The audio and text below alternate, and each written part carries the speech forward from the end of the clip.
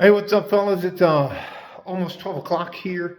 I'm going to show you some of the weapons and how to use them, I consider properly. And I'll just set you down so I can show you what I got for you. I'm going to show you an escopete or a shotgun. It's a Model 88. I'll show you the type of rounds I use. It's a 12 gauge shotgun. It's for home defense. I'll show you a derringer, 5-shot derringer from North American Arms. I'll show you a Smith & Wesson 9mm, takes 15 round clip. I'll show you a knife and what I call a pair of knuckles and a whip. All right, I'll start out with the lowest grade of weapon you can defend yourself with. This is a very heavy piece of equipment, just a little old forged hook. This is a bandana. We call it a whip. When I used to think I was going to be a motorcycle rider, stick it in your back pocket or your front pocket, and when it comes out, if it doesn't catch on anything embarrassing, comes out and you just whip it into the person. Even if they block it here, it's going to come over the top and still whack them in the head. Again, it's nothing more than a bandana, a cheap bandana, and a hook for towing. Next one up are called knuckles. These are carbon fiber. Anyways, I'm not going to tell you that you can walk around with these, but you can.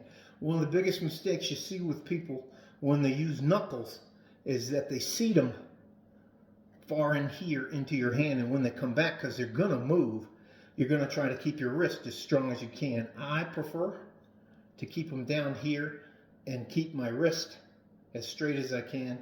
And I try to hit anywhere around the bridge of the nose, up around the ear or the temple. They don't work really great on the body. They work great on like a forearm and that, but that's it. Easy to find, easy to buy, carbon fiber, light to use. From there, we'll go to two different kind of knives. This is the knife which is my everyday carry. The tip on it is called the armor piercing or a tanto. It's a good knife to hold. It's good to use, and I'll show you the practice knife next. This is a practice knife. It's for using this, whichever dominant hand you are. I happen to be right hand dominant. That's my fighting hand, and this hand goes up to guard your neck. Now, you need to know a little bit about first aid if you're going to be able to hurt somebody. And listen, I know this may seem just crazy overboard, but I'd rather have you prepared than unprepared. You can't call timeout in real life, all right? I'm not saying that to be funny or anything else like that. If some of these people are going to do harm to you, they're probably pretty good at causing damage to somebody, all right? So the more you can defend yourself, the better off you're going to be. All right, the two types of ways to hold the knife, this is called suk-suk, and it's called a Filipino martial art, which is called pakita tersi. Boom. Anyways, and this is called with your thumb over the handle of the knife is called pakal. All right, I prefer suk-suk, and when you have it, one hand comes up to guard your carotid arteries. You want to watch for the arteries under your neck. You want to watch for a liver stab, the femoral arteries, which are on the inside of your thighs. So you always keep this out. And there's three distance. There's long distance, middle distance, and close in distance. If it's close in distance, you're fighting for your life. Middle distance, you can just cut at the hands.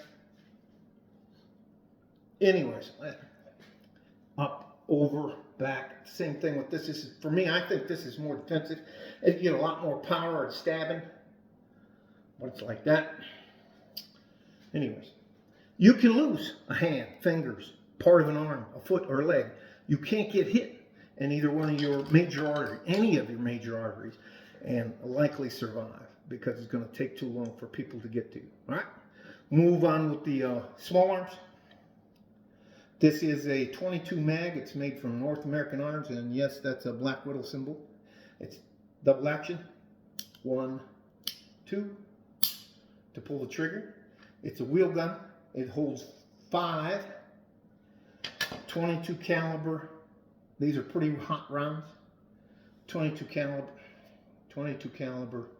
rounds. So basically, they load in the chamber, bullet head first, and there's a huge difference between the front, where the bullet comes out, and the back, where there's an extra bit of room for seating the cartridge.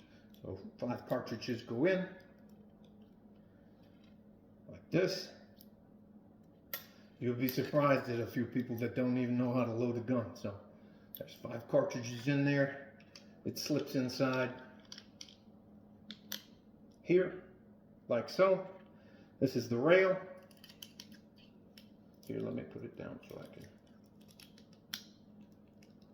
jiggle it around. It slides in. This turns and seats. Sorry, having what's called a, anyways, doesn't matter what I have. So that's it. That's the 22 mag. That's an everyday carry.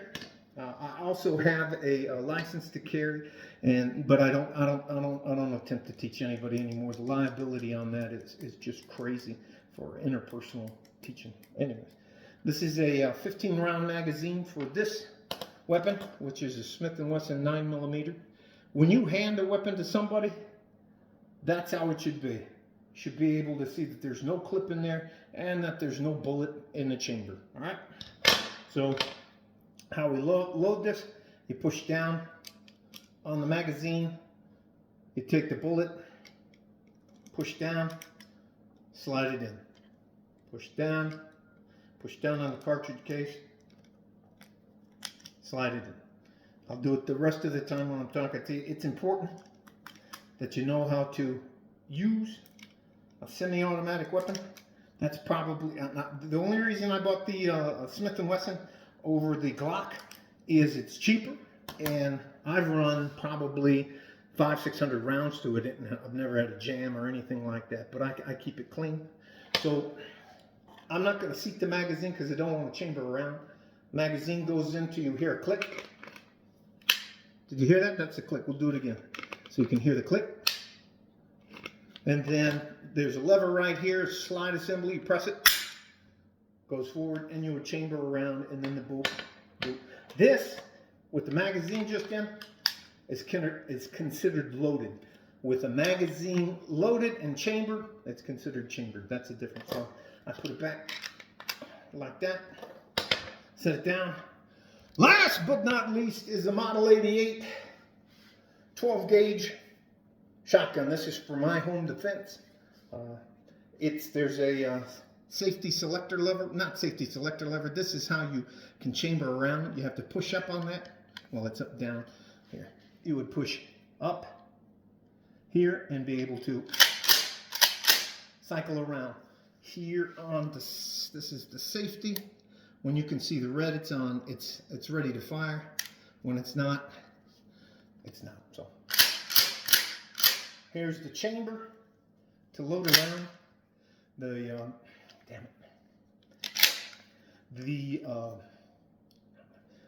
charging handle here, not charging handle. It's just for the shotgun. Watch as I pull it forward. It's ready to load. There is the thing. I use. This is a deer slug. This is buckshot. This is a deer slug. This is buckshot. And this is a deer slug. This is what I keep for my home defense. It's on safe. You can see it's on safe. No red shown. I haven't chambered around. I don't keep one in the pipe for this. So that's it. I'm going to go set it down. And you know what? I'll finish that later.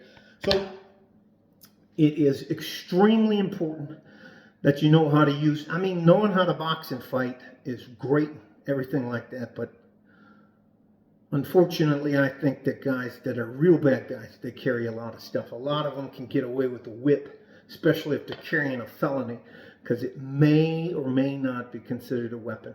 And what they'll do is they'll just untie the bandana and try to drop the piece of metal. Okay?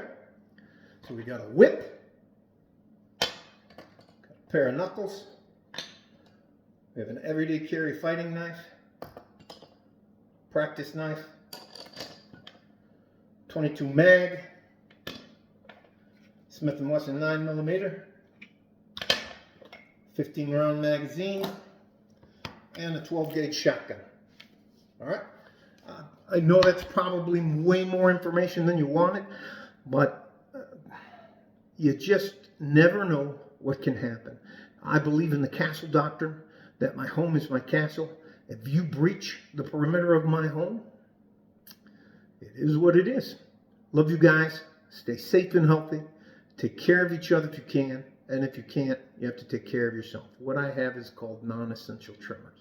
It's from getting hurt in the military. No, I don't want to go into it. Like a fart in a G-string from West Texas, El Paso. I'm out of here. Bye-bye.